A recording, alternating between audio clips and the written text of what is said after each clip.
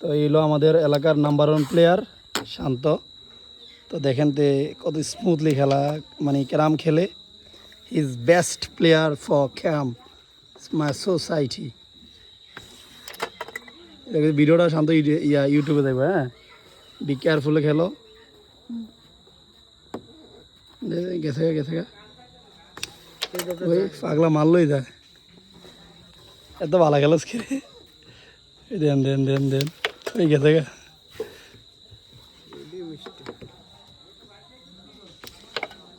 ওরে খেলা রে, শালার খেলা কারে কয়।